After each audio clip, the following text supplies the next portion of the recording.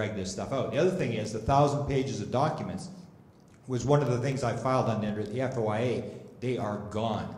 They are not in the Clinton Library. They are not in the National Archives. I do not know where they are. I filed appeals. End of story. I've got the documents, but they say they don't exist. I can add some more to that. In the 2007 election, later in the year, this was the 60th anniversary of Roswell.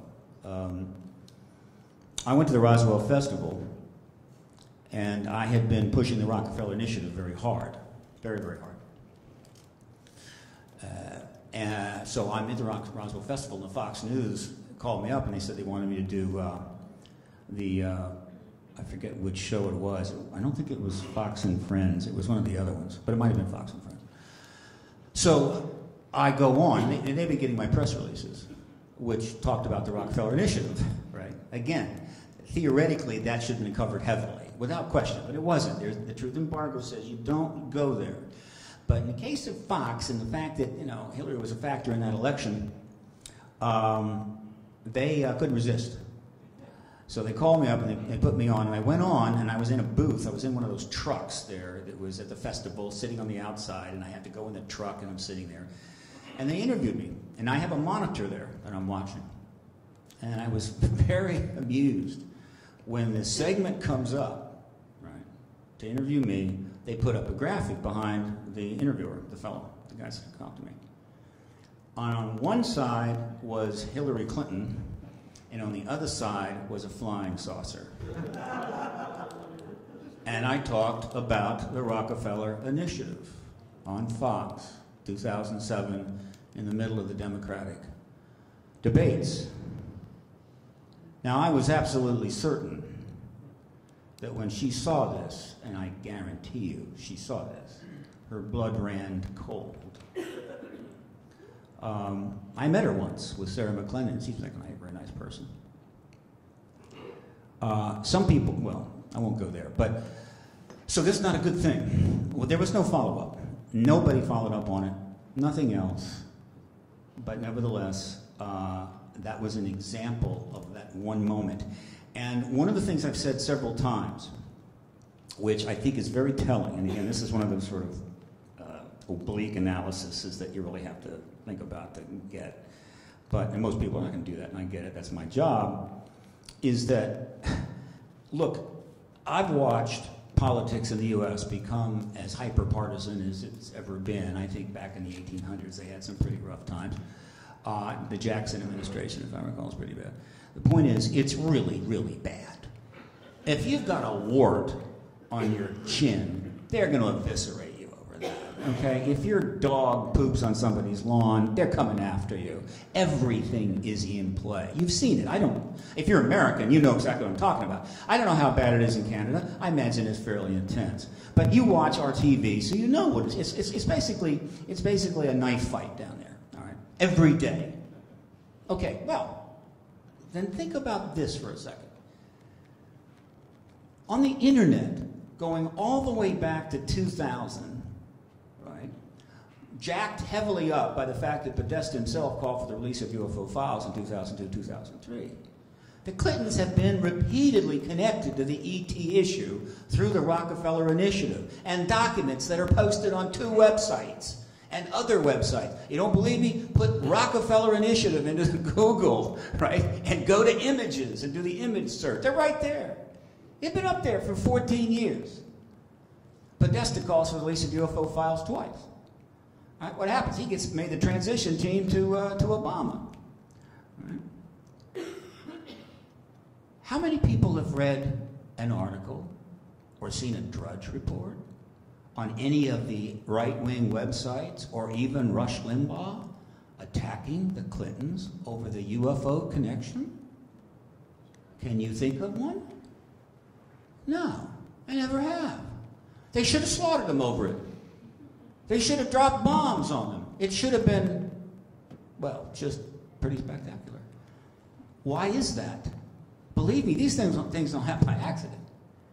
The reason the Republicans have tried to eviscerate Bill Clinton and Hillary Clinton, and thus help to secure their positions, maybe even win the election of 2004, or 2008 rather, is because the Republicans know there's an ET presence just like you do, and I do. The Republicans at the high end are heavily connected to the military intelligence complex. That's their boys and girls over there. You don't think that generals, particularly those in the military intelligence people that have connections to the Republicans on the Senate intelligence committees, haven't taken them to lunch sometime and say, you know, the ET issue is real, don't you? They know it's real. So if they were to attack Hillary and Bill Clinton on the ET issue and try to destroy them because they're tinfoil hat wearing believers, and Vladimir Putin the next week announced the ET presence was here, it would be a catastrophe. And so they don't say anything, except that little Fox News segment, yeah, which, you know, I think they just couldn't resist, you know, kind of tossed it out, but boy, they never followed up on it.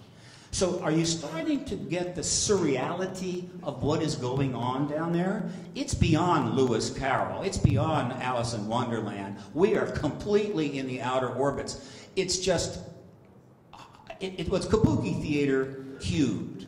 It's four-dimensional kabuki theater. It's time warped.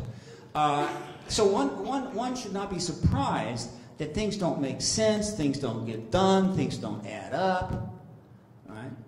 Everybody knows that everybody knows that everybody knows that everybody knows that everybody knows that everybody knows that the ETs are real. But what do you do? Right? The press knows. Right? Obama knows. Podesta knows.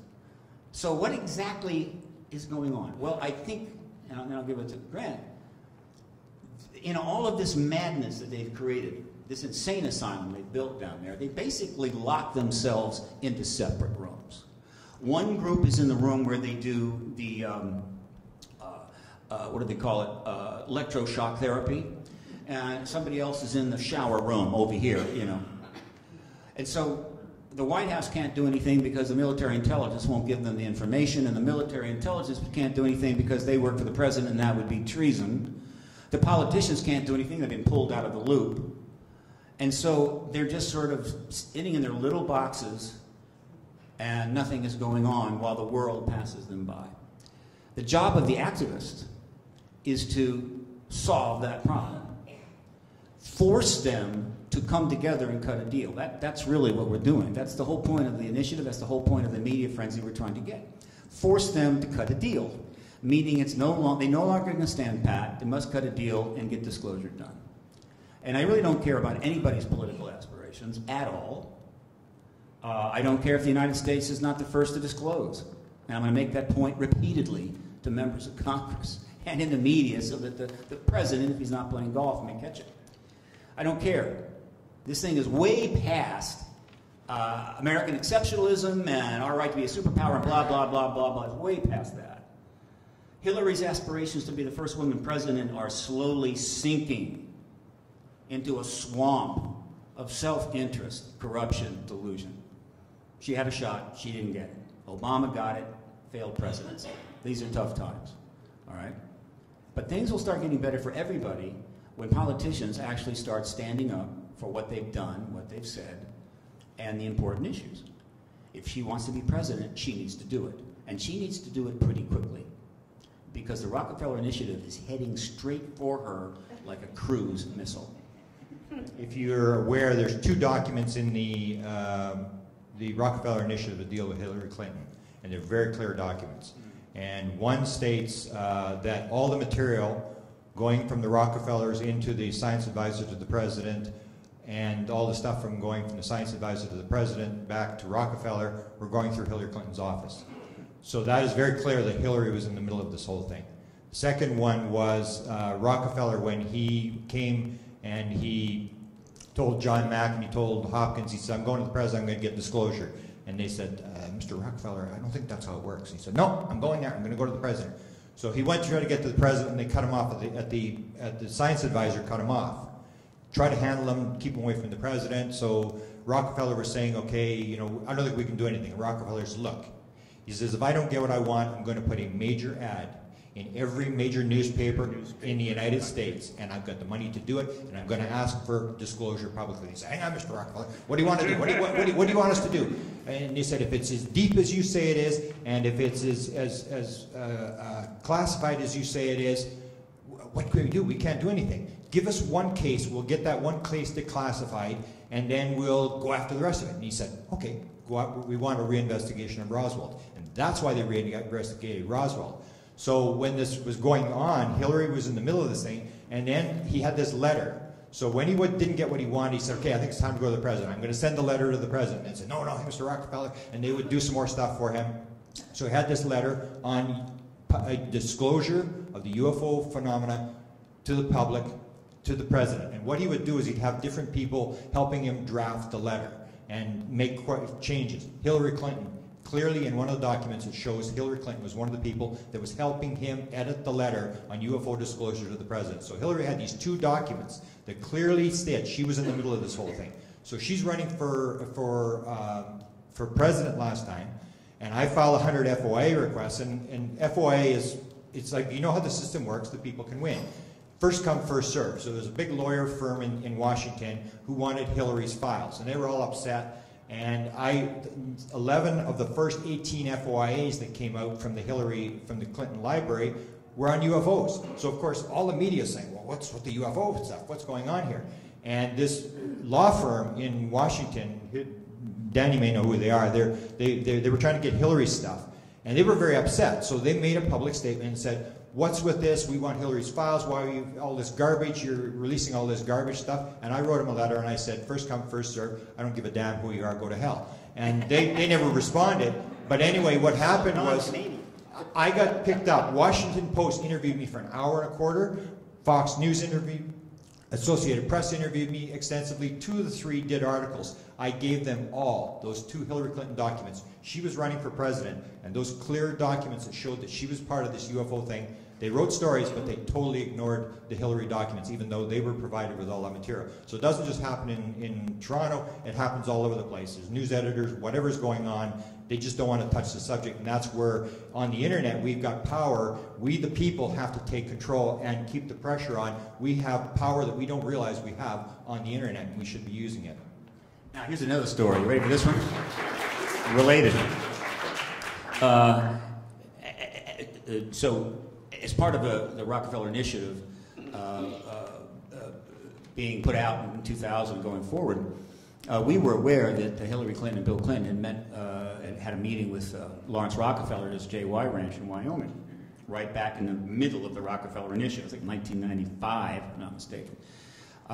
Just happened to coincide with it, you see. The man who was trying to get the president to disclose, they went and met with him at his ranch.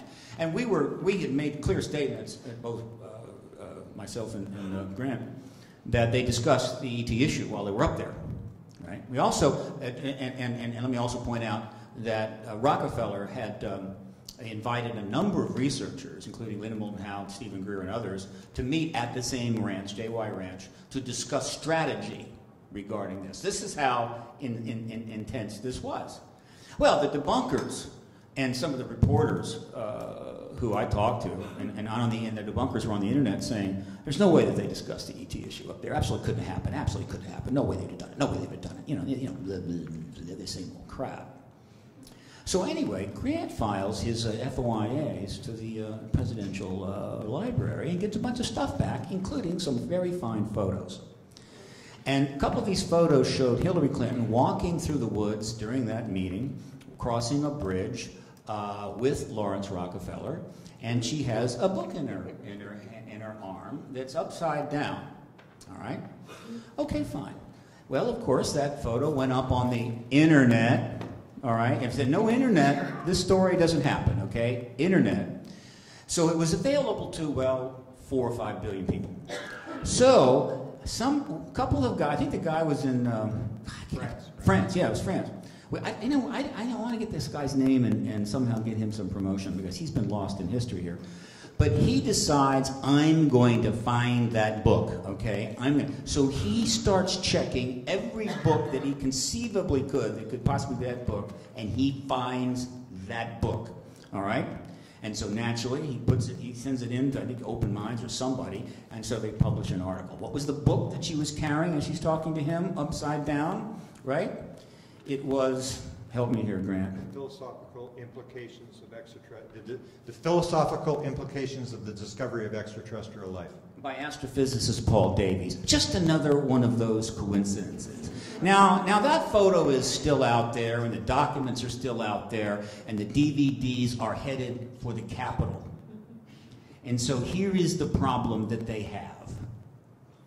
Obama has a problem because if he doesn't get ahead of this, it could be another disaster for him if another head of state preempts the U.S. on disclosure, thus completely obliterating whatever little bit of legacy he had, wiping out the Democrats again, and God knows who gets to be president in 2016. Meanwhile, the Clintons have a dilemma, because if they don't get ahead of this, then her aspirations are go down the drain. If she doesn't come ahead of this issue and say yes, and speak to this and acknowledge it, then it will come out, and she's going to have to explain why she has been silent for 26 years and only got driven to speak by the powerful force of the net and the great truthers that peruse there, right? So this is why when I show, the truthers, this is why when those DVDs show up and I show up and this tweet and email storm gets rolling, they do have some hard decisions. They're not gods. They can't make whole refs of documents and people just disappear with a snap of their fingers. They can't turn history around their little finger. They are, like many politicians, vulnerable to the net. And the net has taken down quite a few politicians in the last 15 years, if you haven't noticed, right? That said something stupid in front of a camera that made it to YouTube in a couple of days, and bye-bye career.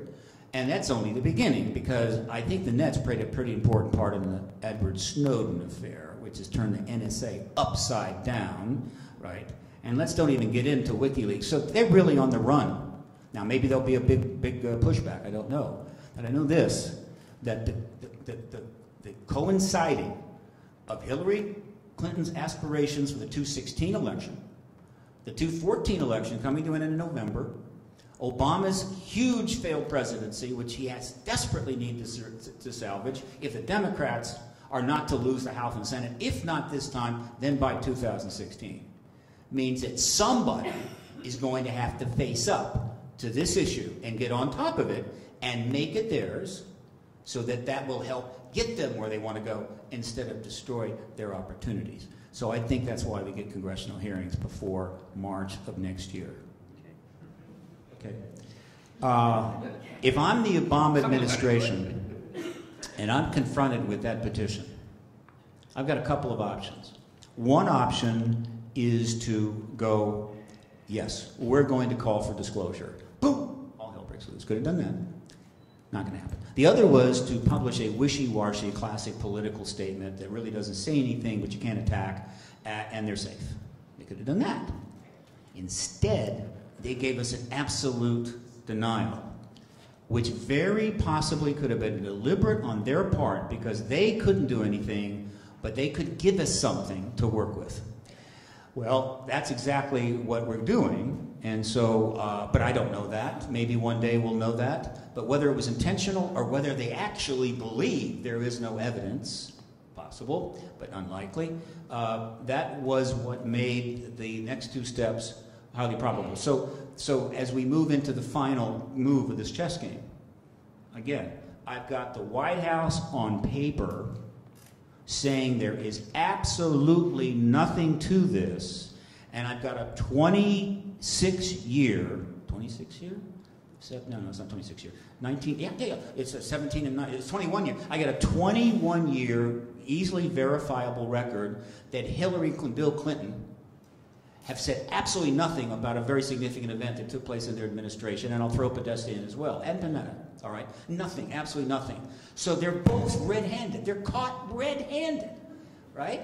And now when the press gets that red-handed thing, that's when the press goes boom. That's why I say that the Citizen Hearing on Disclosure DVDs is exactly equivalent to Monica Lewinsky's blue dress.